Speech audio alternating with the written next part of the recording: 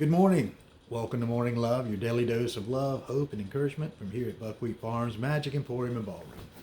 Well, today is Frejya Day, named after the Norse goddess Frejya, Friday. The Norse goddess Frejya was the goddess, or is the goddess of love and beauty, sexuality, fertility. She's also the goddess of the Vedic art of Seder. It's a magic, it's trance magic. That she basically epitomizes that trance magic. And I love synchronicities. And this synchronicity is this overlap of Frejya and with the weekend of the Christians celebrating their salvation story and all of the energies that are associated with that. And again, whether you judge it or not is up to you, but I don't judge any of the energies. I just observe the energies, and there's a real positive energy there. So I'm going to draw in with the energies of Frejya and that fertility and imagery, and the imagery of again the firstborn among many, the first fruits coming out on the celebration of Easter Sunday, but also synchronizing that with the last quarter occurring Sunday as well, which is the time we enter, if you're gardening by the moon, into the barren phase, where there's no more seed sowing, where all you're doing is harvesting. And so I just want to give a word of encouragement to, there are many of us who have been toiling away, not only physically but spiritually. We've been digging with some things and really trying to get some things moving spiritually, mentally, intentionally, and have been really pushing against it. And this is the week. This is the week when we see that fruition. We see all of those things that we've been waiting for come to pass. The abundance, the needs and the desires being fulfilled. This is the week. This is the week of a congruence of the powers, of the intentions, of an alignment of the stars, so to speak.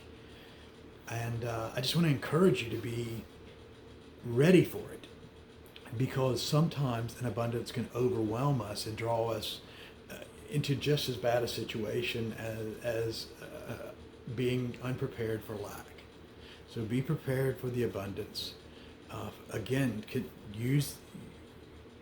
deal with the abundance in the same way that you deal with lack, and that just observe it.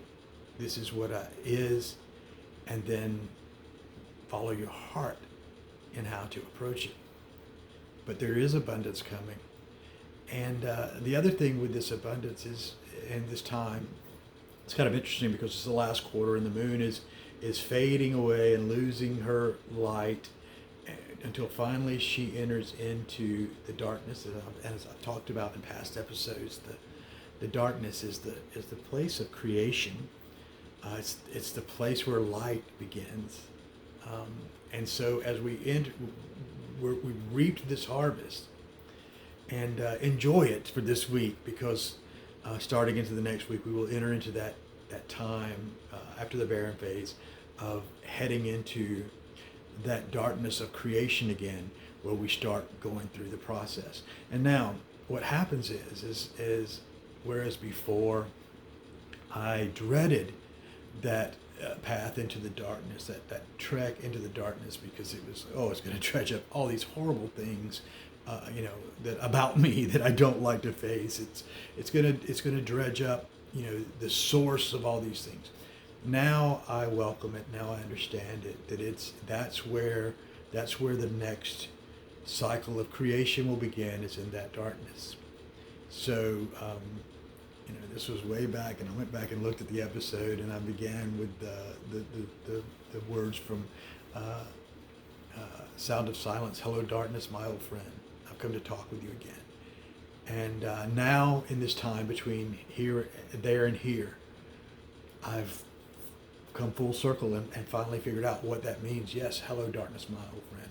It's not that I was just going to get things fixed. It's not that we're going to face some things. It's just like, okay, this is cool because this is the place of creation. So I start looking for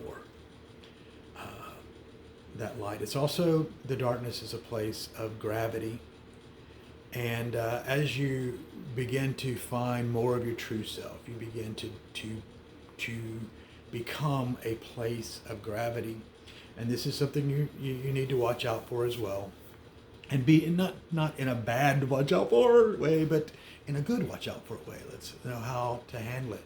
But there are going to be people drawn into your life and circumstances drawn into your life because you have created a gravity. My wife and I often talk about, we'll go into a place, especially a restaurant, to eat, and they'll have no business, and we go in and people come in. The place fills up. And some of you may notice similar things, and it is a true thing. There's a gravity about you, and you're going to see an increase in that gravity and in that gravitational pull.